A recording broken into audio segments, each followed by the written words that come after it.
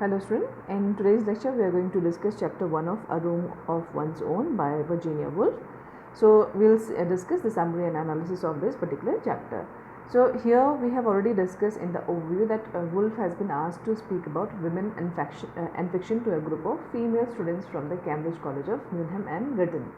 Now here she explains how she came to think about these themes as expressed in the title A Room of One's Own when she sat down to think about the subject.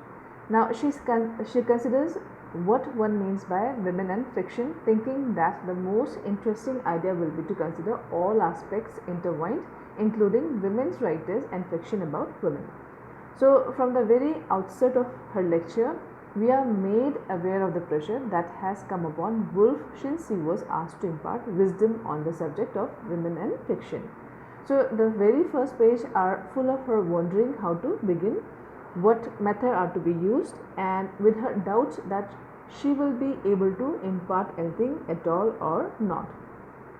So this all reveals how important the subject is to her and how personal, and implies that what we are about to read is a personal story and not a political debate. Now moving further, we find that here she discusses that she soon realizes that she will not be able to offer any truth on matter. She can only offer her opinion that women needs money and a room of her own if she is to write fiction. Now she can show how she came to this opinion, and through this journey her attitude may be able to draw their own conclusion. Now here finally we see that she will use the method of fiction to describe this journey, since fiction is the subject, and has invented her setting, that was Oxbridge, from two recognizable settings, that was of Oxford and Cambridge. Now she has also invented an I voice with which to tell the story. So this I could be any woman. So it's not particularly Virginia Woolf, it can be any woman who can relate to this I. So she is sitting on a riverbank near a college. Now upon analyzing, we find that Woolf is open about how she plans to approach her argument, and through fiction rather than overt argument claiming to impart truth. So by explicitly stating that she is not attempting to state the truth but rather to describe her own personal journey, she creates a sense of intimacy with the readers, as if she has no more wisdom on the subject than they do. So by this approaching, by approaching the issue through fiction, where her narrator represents every woman, Woolf gives her audience the sense that they are joined together in a collective narrative. So the narrator muses as she sits on this bank about the nature of her mind and how it attaches itself to a thought and obsesses over it. Now one particular thought distinguishes itself from the rest, and the narrator tries to capture it. Like catching a fish, this idea becomes very exciting and precious to her, and she tries to keep it from slipping away. She finds herself walking rapidly over a lawn and is soon apprehended by a beadle, a guard who tells her that only fellows and scholars are allowed on this grass. Now she obeys and walks on the gravel instead, not yet indignant about the injustice of the reserved lawn, but notices that her precious fish has disappeared. That means her thought has disappeared. The narrator uses the image of the fish to visualize the process of thinking. So here we see that the fish is both a concrete thing and yet slippery and hard to grasp. That means the idea once gone cannot be grasped or cannot be brought back.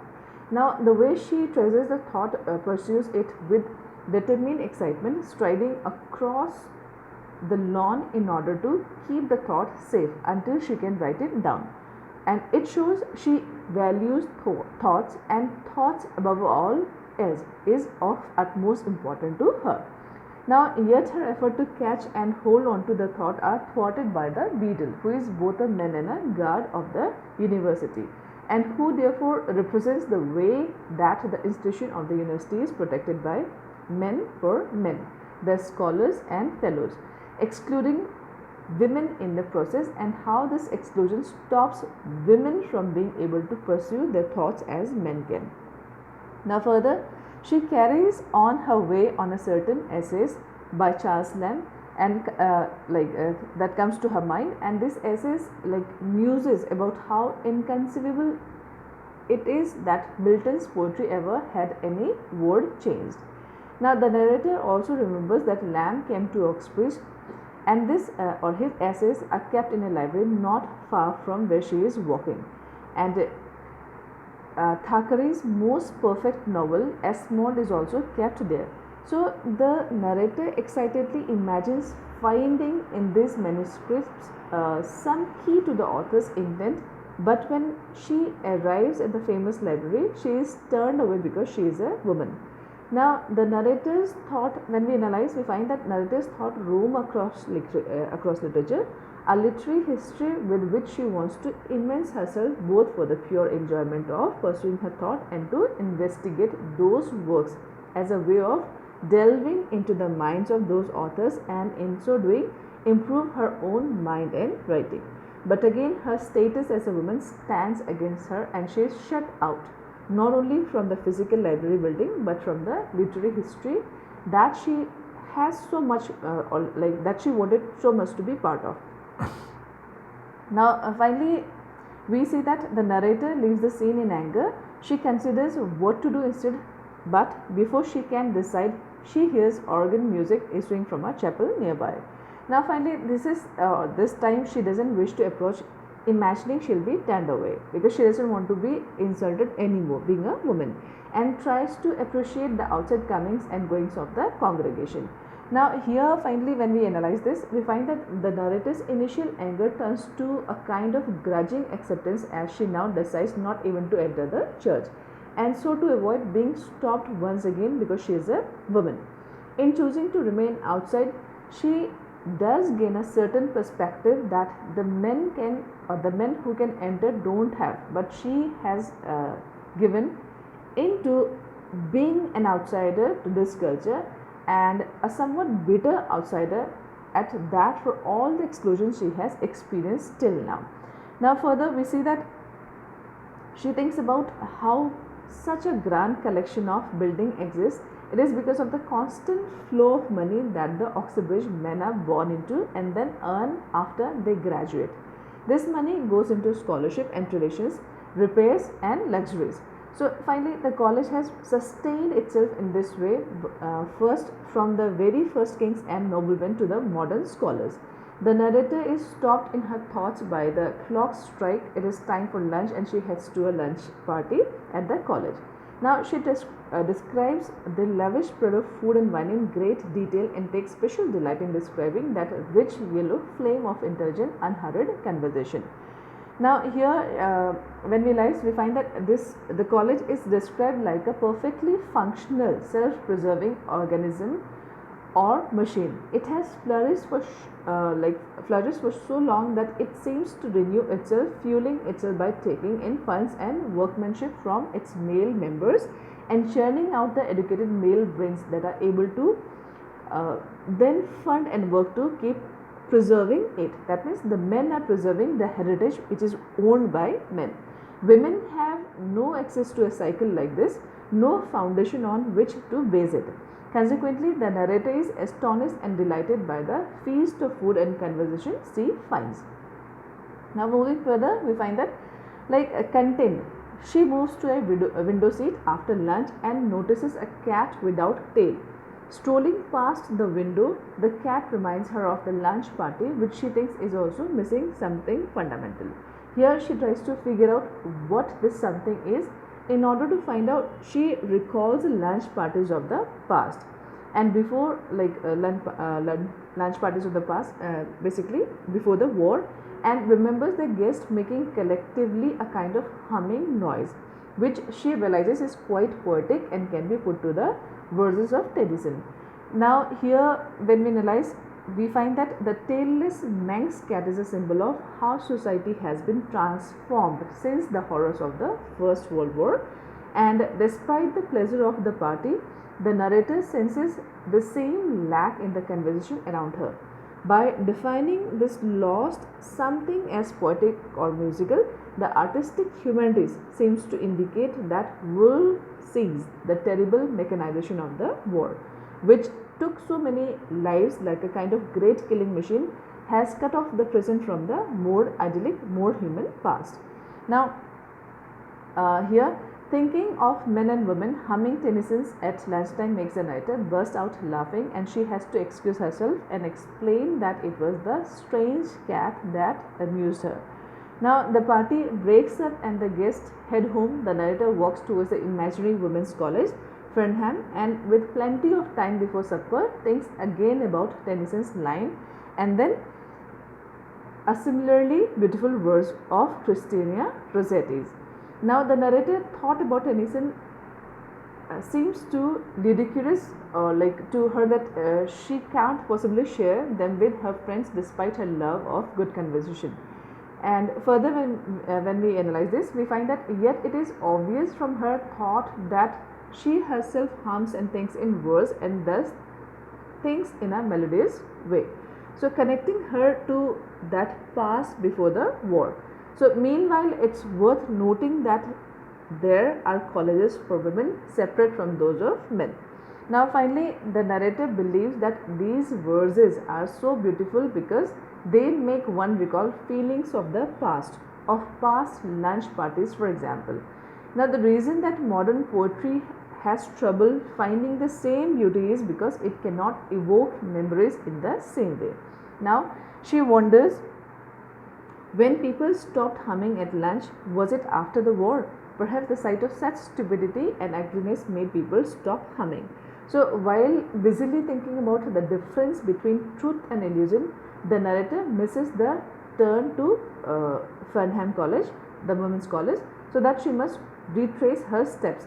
Now, here when we analyze this part of the book or this part of the chapter, we find there is a difference between the nostalgic effect of the poetry of the past and the challenges of the modern poetry that leaves the narrator feeling disillusioned and detached from the art form that she loves so much. Again, she shows poetry to be a direct product of life and times of its poets. While she is thinking generally about the society here, about how the suffering of the war has affected people's ability to write and connect to poetry, she is also setting the stage for much of the exploration of the rest of the book. So here, if she feels if suffering and stability of war have affected society's ability to create poetry, then it is any wonder, then is it any wonder that women who have for so long been treated as inferior have produced difficult, twisted poetry? So, this is a question which is raised by Woolf, that obviously if one is going through that sort of suffering, then obviously they won't have the same tune as they used to have earlier. Now, moving further, we find that finding herself at Fernham College, the October splendor of the color in the twilight bring a romantic mood to the gardens, and the narrator thinks she spots the famous feminist Jane Harrison. But she is interrupted from her existing academic reverie by the arrival of her soup for dinner. For as she did with the lunch, the narrator describes her supper at the women's college in great detail. But this meal is much humbler as compared to her lunch. Not only is the delight, or not only is the height of the feast a bowl of prunes and custard, but the conversation is also lacking. Now, here she means that the narrator initially depicts the fictional women's college as an almost mythical place, a utopia of natural beauty from the gardens and twilight, all associated with the powerful figures of feminism like Jane Harrison. But that image is compromised when the narrator is confronted with the meager supper of prunes and custard and lacking conversation at the dinner. Now, the men's college's bright conversation and rich meals stands in stark contrast to women's situation, even in the atmosphere or in an atmosphere of progress for women, which the mere existence of the women's college represent. At the same time, we can say the fact that it is a women's college separate again shows how women are kept outside of that male society. Now, We find that narrator and her friend Mary Seton retire to a sitting room and repair some of the damages by discussing people. Now, the narrator mind is haunted by the image of machines and money makers that founded and preserved the men's college. She guides the conversation towards the problem of the women's college, and Mary Seton recites the financial history of her college, which basically involves constant and belittling fundraising effort. That means there is no fundraising for a women's college and how they have to struggle to maintain the building or the structure of the college. Now, the image of the superior men's college in construction and in finances haunts the narrator's experience at Fernham. In contrast, the narrator and Mary Seton recognizes that their own college is just trying to treat water, that it lacks the tradition that could provide a foundation for the women to focus on what they want to. Instead, they must focus on just keeping the college alive with fundraising effort. That means the effort is just to keep the building going on or the structure erect. Now, here we find that the narrator considers what their mothers had been doing had stopped them creating a legacy with colleges and scholarship like the men had. She realizes that it was family life. There wouldn't even be a Mary Seton if her mother had wanted to create a legacy, or Mary would have had to have given up the pleasure of her childhood, which depended on her mother. But to hypothesize about the legacy their mothers would have made is useless. It was possible for them to earn money. And how the narrator comes to the crux of it, to the source of the difference between the men's colleges, rich intellectual history versus the relatively paucity of the women's college in those things. Family life, having and raising kids was more important for the females or the women. Women must bear and care for children, and doing so takes so much time and energy that there simply is no way for women to have the time to build the same intellectual and financial tradition as men. So when then the narrator adds the kicker: not only do men not have the time because of their domestic duties, society doesn't allow them to occupy roles that make money. Even if Mary Seton's mother had wanted to forego having a family and focus on building a legacy, she couldn't, because she has no way to make enough money to earn the money needed to allow the independence required for such legacy building work. Now, putting blame aside, the narrator and Mary Seton gaze out of the window at the awe-inspiring college building and ponder the generation of penniless mothers. The narrator remembers all the sights and feelings of her day and how unpleasant it was to be locked out of the library that morning, but eventually decides she must roll up the crumbed skin of the day and retires to bed. So, as she had predicted, we can say that the narrator has found the truth. Cause and blame are difficult to attribute in the case of women in fiction. So, this brings her very early on in her argument to the realization that she will have to find some other way to reconcile the question. So, gazing at the scene of her subject, she lets her feeling and sensation come to a fore. So, this is all for today's discussion. We'll move further in next lecture.